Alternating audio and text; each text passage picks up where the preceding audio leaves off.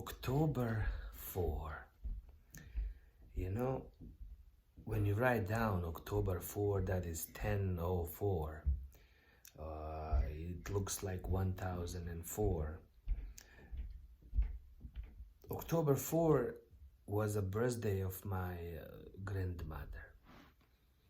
My grandmother was my mother's mother and was like my second mother. She was somebody I spent my entire elementary school years. So, a very important person in my life. And the reason why I remembered her tonight is this 1004 or 1004, October 4. I spent almost half of my life, almost like 16 years, 1/3 of my life in Asia, in South Korea. And in Korean language, 1004 is Chonsa, which translates as an angel. So every time I see a number 1004, it reminds me of that. It reminds me of an angel time. A lot of time when my partner texts me and I see 1004, I'm like, wow, you're an angel. It really makes sense to me. But little did I know that, the first probably and the most important angel in my life was my late grandmother, my late mother's mother. The woman really made a huge impression on me. I just did a video on her in Bosnian language.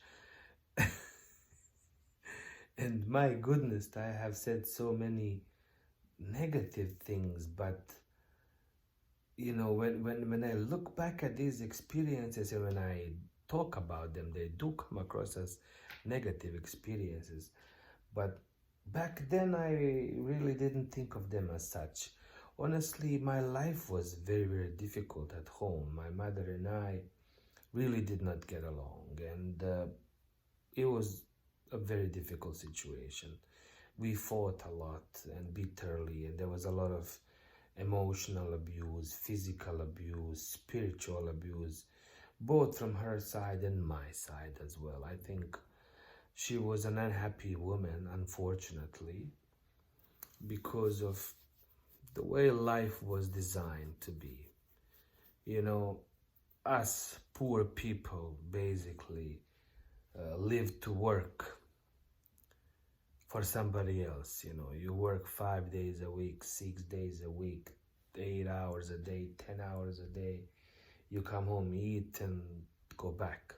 Eat, sleep and go back to work. So when you live like that, of course you're going to be unhappy and miserable, and you're going to be, struggling emotionally, physically, spiritually. I apologize, it's very late at night, it's almost 11 o'clock, so I'm a little bit sleepy, but I really wanted to make this video while it's still 10:04. So because of that, because of a very difficult relationship that I had with my own mother, I ended up spending almost every weekend with my late grandmother. And the best way to describe my late grandmother was the word cowboy. She was a cowboy. She was a tough lady. She was kind of, she wasn't a small lady, wasn't a big lady, but she was beautiful. She reminded me of Sophia Loren a little bit. But she had like lighter hair. I don't know if you know who Sophia Loren was. Back in the day, she was a very famous Italian actress. I remember she sent me one day to buy an ice cream for myself, and the ice cream was 20 dinars. So she gave me a $20 dinar bill. I went in and the actual cost of the ice cream was 19 dinars. So I had one coin as change, and of course I would not dream of stealing that dinar or spending it on something like a gum or, like, no, that was not part of the plan. I'll return it to her, and if I really wanted it, then I'll ask for it. Because she was very strict about certain things. So I got my dinar, I went back, gave it to her. Unfortunately, the coin was just dirty. It was just black. It was like, I don't know, it spent its whole life in water. It was rusty. It was just, the moment I gave it to her and she looked at it, I realized, oh. She became furious. She was like, my God, they would not dare of giving this change back to me or somebody else, but to an innocent child, they will. So she did not get angry at me for accepting that change. She actually got upset at, the cashier. So she went down from her third floor apartment to the street, walked to the parking lot, crossed the road, went into the store, furious, but she wasn't, showing these signs of furiousness on her face. But she kept that emotional charge for the next 5 minutes, from the moment I gave the change back to her to the moment she went across the street, went in, and just went off. You motherfuckers, you dumb bitches, how dare you give this filthy coin to this child? You have no shame. You are trash. And she took the coin and just threw it, and the coin went among, whiskey bottles or whatever, hit, a window at the end of the store. And I thought everything was shattered.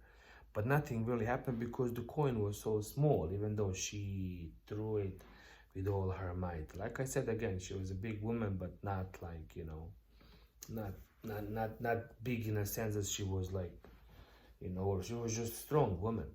Let me see. My battery is going down. Okay.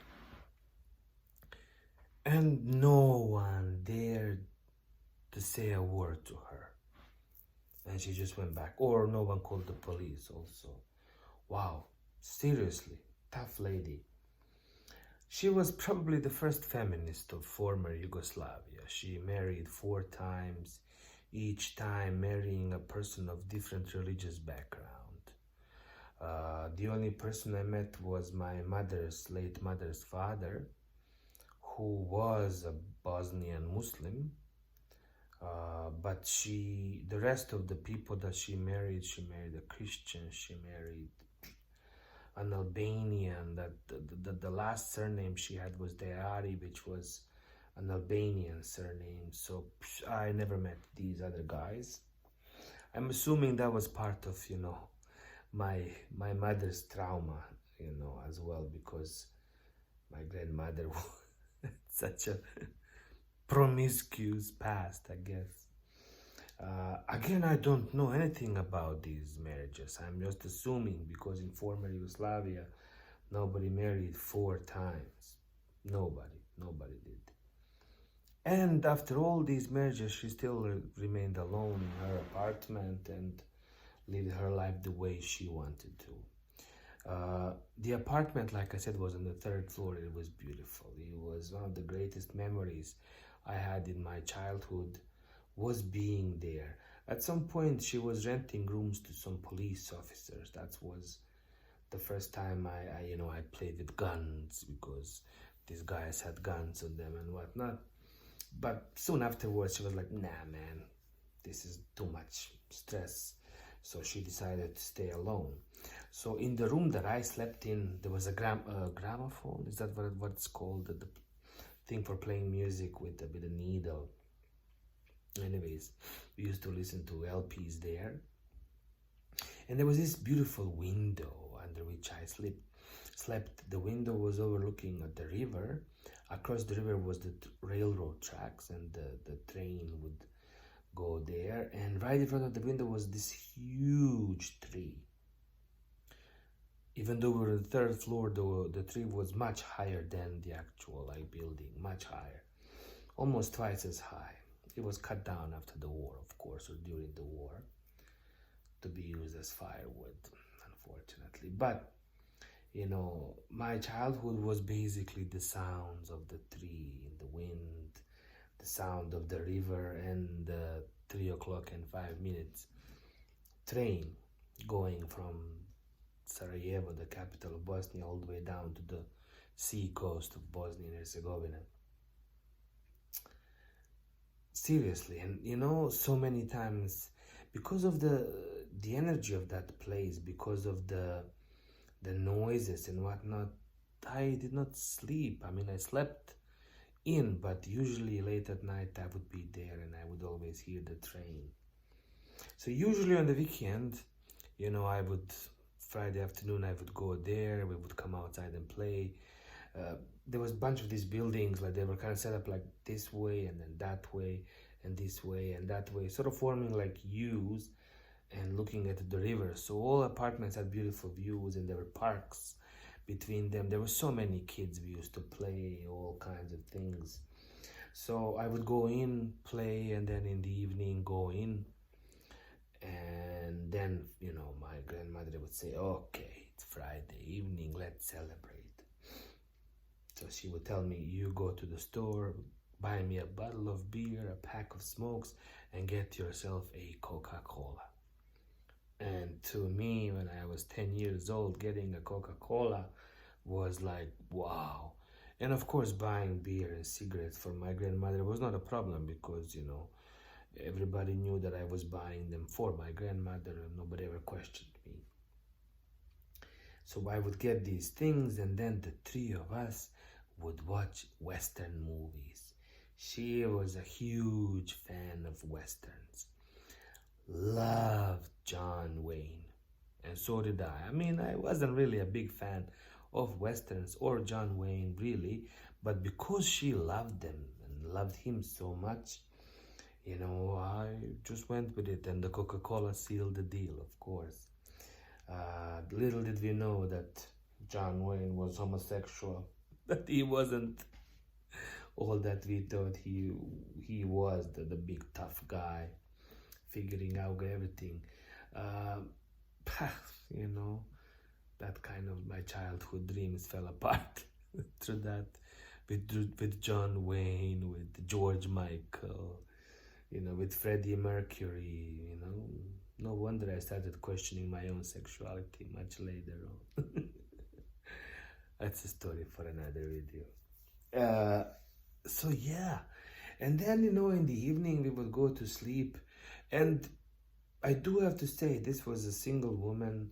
You know, I was a young child. You know, we almost like slept together in the separate beds, but we talked until too late into night. And I today think about it as a little bit iffy, but at that time it was totally cool. And then she would just say, look, tomorrow we're taking a bus, we're going to a next city, we're gonna visit the museum.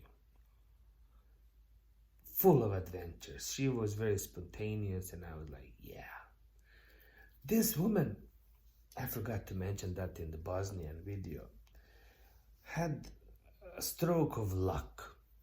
You know, every time we sat down in the grass, you know, like relaxing, coming back from a market or something like that, I would ask her, can you find me a clover, you know, a 4-leaf clover? She would say, okay, and she would find it.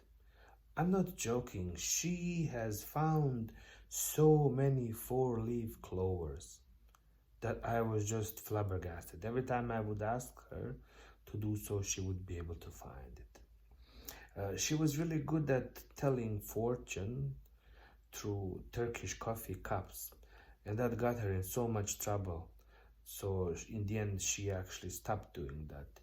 And because of whatever talent she had, I kind of picked up some of her talents. And I used to do the same thing. I was telling fortune through like Turkish, you know, coffee cup. And same thing, I got into trouble and I stopped doing that. Again, story for another video, but very, very interesting. So, furthermore, she was a very, very tough lady. Like, I mean, I remember one time we got some cherries, and I didn't want to eat cherries at my home, so I went to my friend's place and ate at his place, and she found out that I was eating at somebody else's home, but not my own. She beat the shit out of me. She was like, I gave you these cherries and you're going, to, my neighbor's place and eating there like you don't have cherries at your own place. She was very proud and embarrassed. I was a little bit of an opportunistic kid. I lied, I cheated, I did all kinds of things that I'm not proud of. And I think that because of all the things that I've done as a child, I decided never to lie again. So I just can't do that anymore, and I try to teach that my own kids. Anyways, as a kid, we used to play a lot of football or soccer, and I would, take bribes. I was a goalkeeper, so I would let people score, or as a referee, I would, cheat. People would give me money or something, and I would cheat in their favor. So people would yell at me, and they would try to, like, sometimes chase me away, and I had this thing of rocks. I would, like, that was my weapon of choice. So one time I picked up this huge rock, threw it at these kids, and broke this friend's head, man. His parents came to complain to my grandmother, and I think she almost murdered them. So we both kind of had this reputation of being mad. This one time there was another child who was stronger and older than me, and used to, like, torment me. She went out, took a brick, almost murdered this child with a big heavy brick. So really nobody was messing with her, and nobody was messing with me because of that. But I think that because of everything that happened back then, even though I felt sort of justified in what I was doing, I realized that's not the way to live. Lying, cheating, stealing, and violence really, like, never got us anywhere except to the war in our country. And in many ways, living with my grandmother was a foreplay for the war. Through all the experiences we've had together, it was almost as if, kind of this, it paved the road to the war. It's, perhaps you don't understand what I'm trying to say, but looking back, I realized that all the good and the bad things that happened just became much bigger, and it's sort of the experiences transferred into these bigger experiences during the war, in which we did exactly the same things to each other, but on a much higher level. So yeah, very, very interesting character. Again, I call her an angel because I believe that she kind of really has always been around me in many ways to help me out, and I really thank her for everything she's done for me. At the end of her pretty short life, she was very ill, and I was supposed to get or inherit her own apartment, which was beautiful 2-bedroom apartment. But unfortunately, her illness just attacked her mind too, and she just said, like, no, I'm not gonna do that. So we lost the apartment, the government took the apartment, and I had to go back home. And because I really didn't want to go back home and I wasn't happy there, in the end I joined the army. I wonder if that apartment was mine, I would have stayed back home, maybe would have been in the war, maybe would have died, maybe would have, not, or something like that, but definitely would have not gone to the military school and then to Canada, South Korea, and all these other places that I've been to. Would have maybe not played rock and roll. Maybe I would have played rock and roll. I don't know. You know, everything happens for a reason. She definitely gave me an amazing experience growing up. You know, so many things happened there. Like I said, my first true sexual experience happened in that apartment with the neighbor. Even had a threesome with two little girls back in the day. It was quite an adventurous time of my life during my elementary school years. Uh, my adulthood was not as exciting as those years. Again, in 20 minutes video, I really can't tell you all about these things that happened, but yeah, thank you, Grandma, for this amazing experience, and happy birthday to you. And to you, see you in the next video.